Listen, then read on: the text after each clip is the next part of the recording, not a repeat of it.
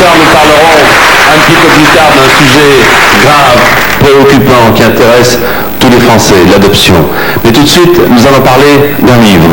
Un livre, c'est Le règne inachevé, écrit par Philippe Viguier-Desplaces, et le roi dont il est question, c'est Michel Ier de Roumanie. Voulez-vous que nous fassions un petit peu d'histoire ensemble? Sa Majesté le roi Michel Ier de Roumanie, la reine Anne, la princesse Margarita seront dans quelques instants ici, chez vous. L'histoire en continue. Michel Ier a régné pendant 10 ans, avant d'abdiquer en 1947. Il est le cousin germain de Juan Carlos, et bien entendu de la reine Sophie. Il est le cousin germain de Constantin de Grèce. Il est le cousin d'Élisabeth II d'Angleterre. Quant à la reine, Anne, elle est née princesse Bourbon-Parme, donc elle est descendante de Saint-Louis et de Louis XIV. C'est la première fois que leur Majesté participe à une grande émission de télévision française.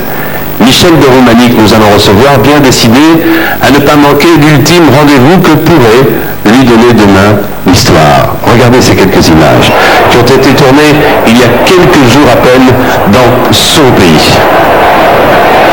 Après une première tentative avortée, ils furent accompagnés à la frontière Mani Militari.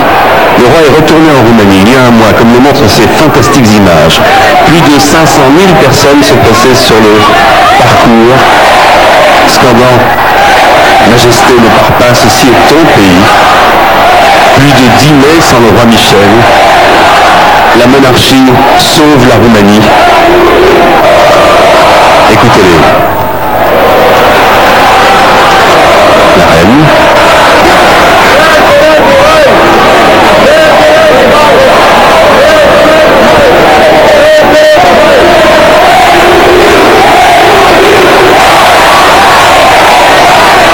Depuis 45 ans, je l'attends. Est-ce que cette foule illustre la pensée de chaque Roumain? Peut-on envisager la restauration de la monarchie? Que peut-il se passer en attendant les échéances électorales démocratiques? De cela et de bien d'autres choses, nous allons parler avec Sa Majesté le roi Michel de Roumanie, la reine et la princesse que je vous demande d'accueillir maintenant ici ce soir à cet espace.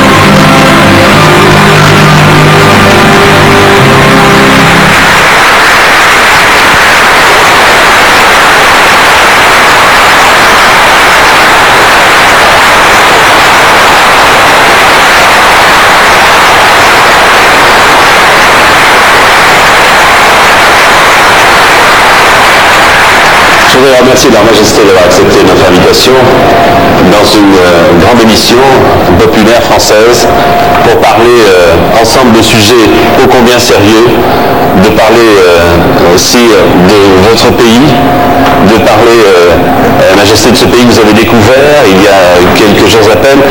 Est-ce que votre Majesté peut nous rappeler combien de temps elle a régné sur la Roumanie? C'était en 2 fois. D'abord, quand mon grand-père est mort en 1927, jusqu'en 1930, quand mon père est revenu. Et puis, de septembre 1940 jusqu'en décembre 1947. Date à laquelle vous avez abdiqué. Forcé d'abdiquer, oui. Forcé d'abdiquer. Est-ce que, en exil, on ne pense cirque qu'à une seule chose, l'éventuel retour? Est-ce que c'est l'obsession, dirais-je, de chaque instant? Je ne dirais pas tout à fait une obsession, mais en tout cas, ça c'était notre espoir. Et évidemment, on pensait tout le temps de pouvoir entrer en Roumanie, pour ça, après tout, c'est notre pays. Madame, vous avez découvert ce pays il y a quelques semaines à peine, un pays que vous ne connaissiez pas, ou peu. Sa Majesté le roi, bien entendu, vous en parlez. Je suppose que vous feuilletez ensemble des souvenirs familiaux. Alors, quelle impression avez-vous eue en découvrant le pays qui porte votre nom? Pour moi, c'était une découverte merveilleuse, parce que j'étais à côté de mon mari. Et de le revoir dans son pays, c'était un bonheur suprême. Et voilà comment j'ai découvert la Roumanie, en regardant à travers ses yeux et voyant enfin le pays qui m'avait tellement besoin, m'avait tellement manqué. Oui. Alors, quelle impression Cyr avez-vous eue après ce premier échec cuisant, il faut bien le reconnaître, puisque vous avez été accompagné, mitraillette au poing par les autorités de la Wallonie il y a plus d'un an. Quelle impression avez-vous eue devant ce déferlement de la population venue vous accueillir, venue vous acclamer sur votre parcours? Surtout à Bucarest, j'étais vraiment impressionné par l'ampleur de cette démonstration, parce que les sentiments des Romains, ça je les connaissais assez bien par des lettres et des personnes qui sont venues. Mais alors, cette quantité immense de personnes, ça m'a vraiment bouleversé. Lorsque on parle de roi, pardonnez-moi, lorsqu'on parle de roi, on imagine toujours un exil doré, on imagine toujours une vie certes facile. Quelle a été, Majesté, votre vie d'exil? Est-ce que ça s'est passé le plus simplement du monde, ou au contraire, est-ce que vous avez dû passer dans l'expression, le taureau par les cornes et travailler comme tout le monde? C'était certainement pas dans mon cas un exil doré, certainement pas. Parce qu'on a dû quitter notre pays dans des conditions très spéciales, si vous voulez dire, avec presque rien. Alors évidemment, on a dû se débrouiller comme on a pu pour pouvoir vivre, pour pouvoir éduquer les 5 filles. La plus grande difficulté, c'était pour nous recycler la vie. Parce que j'avais autre chose que j'ai fait tout ce peu de temps, disons, mais alors je devais complètement changer de façon de vivre. C'est pas facile, mais en tout cas, on s'est débrouillé, je crois, pas mal, parce qu'on est encore ici. Lorsque vous dites, si ça n'est pas facile, qu'a fait votre Majesté en Angleterre lorsqu'elle est arrivée tout de suite en 47 après l'exil? Qu'avez-vous fait pour vivre? Quand on est allé en Angleterre, alors on a vu ensuite trouver quelque chose à faire. Alors on a eu ce qu'il faut dire un jardin potager. Un jardin potager. On avait des poules, on allait vendre les produits, les fleurs aussi.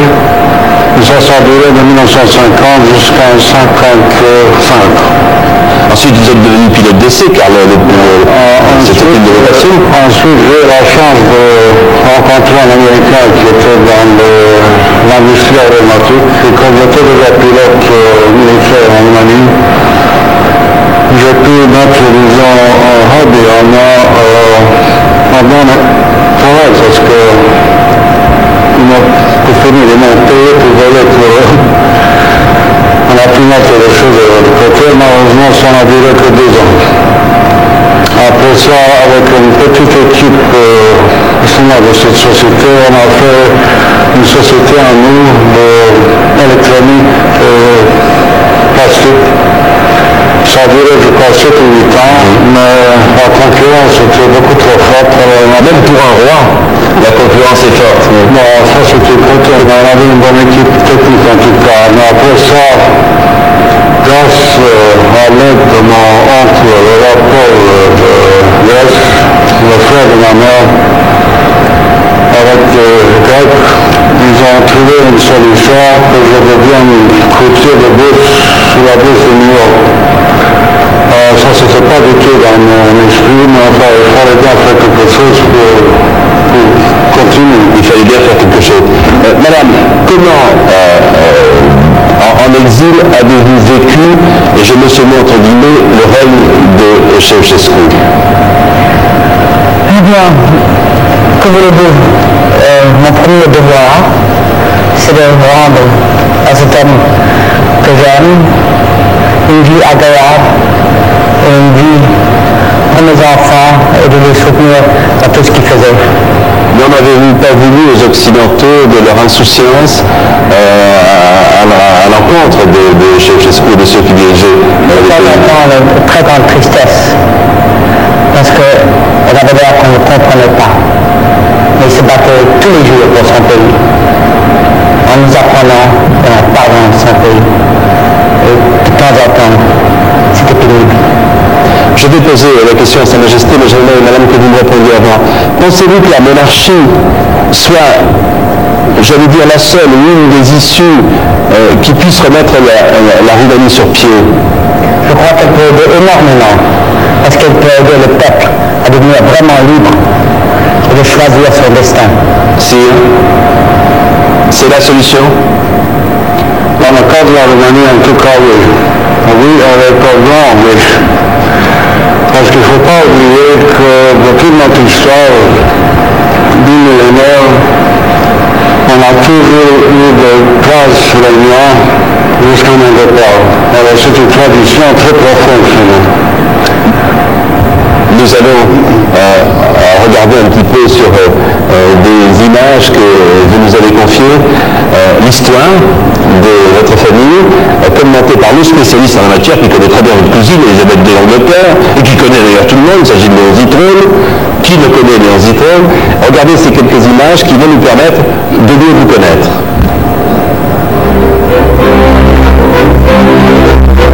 Le père de Michel, Carole, est d'abord écarté de la succession au trône et part en exil en France. Michel devient roi une première fois à 7 ans. Carole revient après 3 années d'exil et reprend le trône à son fils qui redevient prince héritier. Après une période très troublée, le pouvoir concret va au général pro-nazi Antonescu, puis Carole s'en va et Michel devient roi une deuxième fois. Après la destitution d'Antonescu, le roi rangera son pays du côté des Alliés, mais l'URSS va occuper la Roumanie et Staline contraindra le roi Michel à partir. En 1948, il épouse la princesse Anne de Bourbon-Parme, qui descend de Saint-Louis. Ils auront plusieurs filles, Margarita, Hélène, Irène, Sophie, Marie. Soulignons que le roi, excellent ingénieur, travaillera longtemps comme spécialiste dans une maison d'aviation et gagnera son pain, sans utiliser le subside des autres familles royales, dont il est pourtant de très proches parents, cousin germain d'Élisabeth d'Angleterre, de Sophie de Grèce, de Margrethe de Danemark, que nous allons saluer toutes et tous ensemble, aussitôt qu'on aura fini le petit déjeuner. Bon appétit, sire, madame. Quant aux cousines et cousins, eh bien les voilà pour terminer. Bonsoir.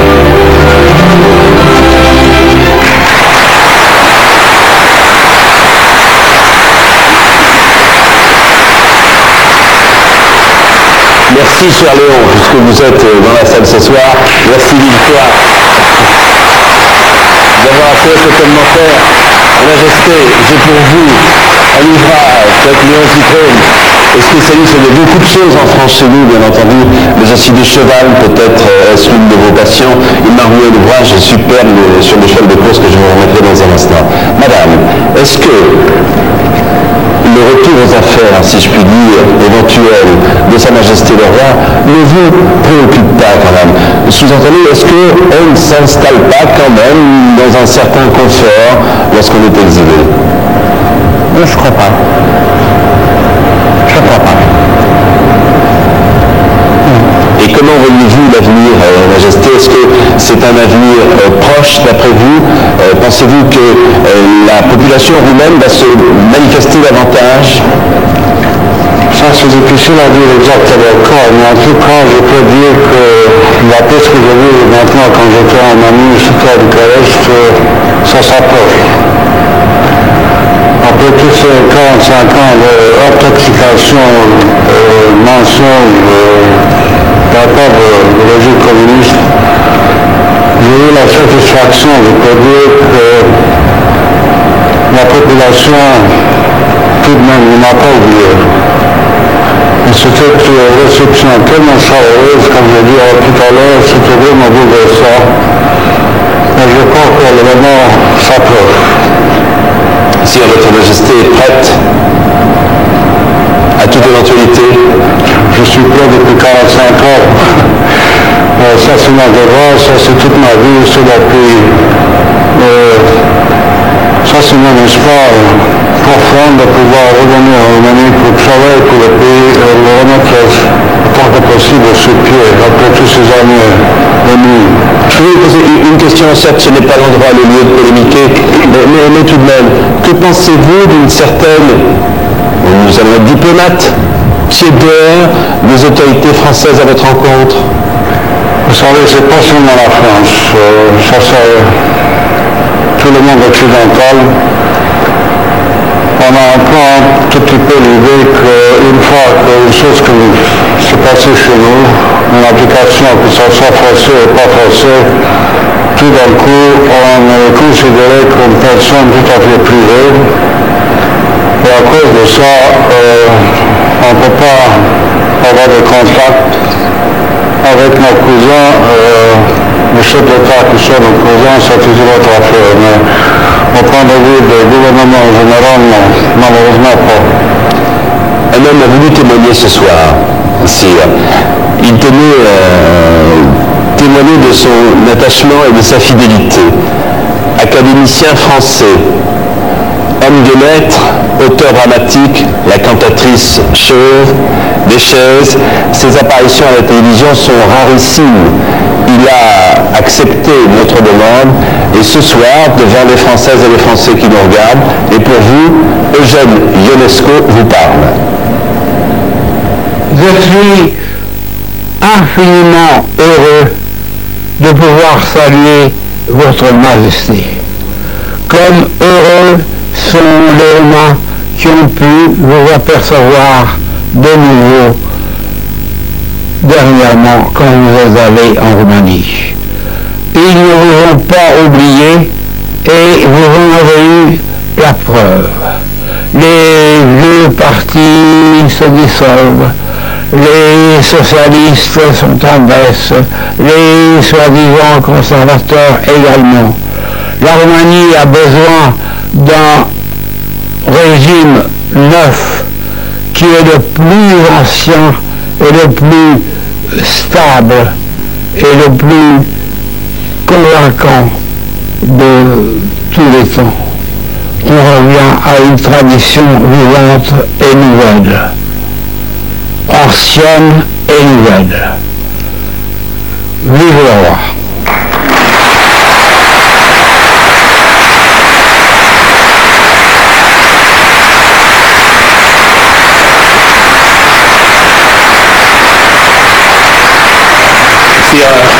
Un commentaire sur les propos que vient de tenir Eugène Ionesco. Évidemment, ce qu'il dit là, il a parfaitement raison. Parce qu'on a vu que ces dernières années, surtout les dernières 2 années, il y a une instabilité terrible en Roumanie, politique et économique. Et c'est 7 ans que la monarchie peut, disons, passer par-dessus toutes ces choses-là et remettre le pays sur sa voie traditionnelle. Et en plus de ça, pour pouvoir retrouver l'Europe, parce que nous faisons partie de l'Europe intégrante. Seulement que dans les conditions actuelles, je ne sais pas ce qu'on pourra apporter à l'Europe, c'est plutôt à l'inverse, l'Europe qui doit nous aider à nous pour nous sortir de ce gouffre. En tout cas, nous allons mieux vous connaître, Majesté, grâce à cet ouvrage réalisé avec Philippe Viguier des Places, qui est ici avec nous, Michel de Roumanie, le règne inachevé. Je demanderai à la princesse Margarita, madame, de rester avec nous, car il m'a été donné d'aller dans votre pays il y a 1 an, visiter des orphelinats. J'ai vu et j'ai montré, je suis revenu avec des images terribles. Vous présidez une fondation, j'aimerais que nous en parlions tout à l'heure ensemble. Je remercie en tout cas leur Majesté d'avoir accepté notre invitation ce soir à Sacré-Soirée. Merci. La princesse Margarita. Quel est le rôle de cette fondation? Que pouvons-nous faire? Que pouvez-vous faire?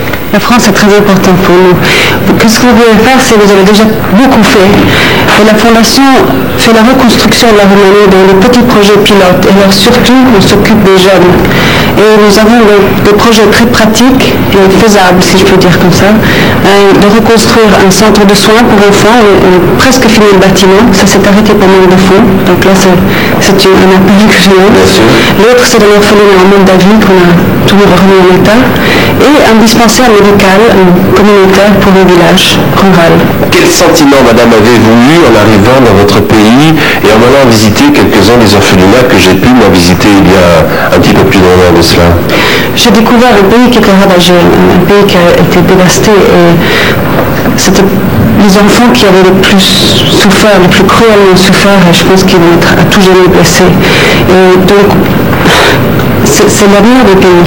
Et il faut faire tout ce qu'on peut pour l'avenir de ce pays, surtout pour les enfants, mais aussi pour les jeunes qui ont quand même donné leur vie. Beaucoup d'entre eux ont donné leur vie pour la liberté et la démocratie. Et mon père m'a toujours élevé, parce que c'est un grand démocrate, comme vous avez vu, il m'a élevé pour penser toujours au peuple roumain et de pouvoir les aider le plus possible. Avez-vous le sentiment que ça va mieux maintenant? Ce ne sont pas des coups d'épée dans l'eau qu'on donne les uns les autres? Non, ça va mieux. Ce n'est pas parfait, comme vous le savez peut-être. Vous avez été sur une amie. Mais ça va mieux, mais il faut continuer. C'est ça qui est important. Parce que si par exemple on fait un orphelinat et on fait des programmes de formation du personnel, parce qu'il faut donner de l'amour à ces enfants. Et il faut aussi les soigner, mais aussi leur donner de l'amour. Et si maintenant on les abandonne par manque d'argent, par manque de fonds, par manque de volonté, par manque d'amour, c'est pire qu'avant, parce qu'ils vont sombrer dans la mort spirituelle. À qui doit-on écrire pour vous aider?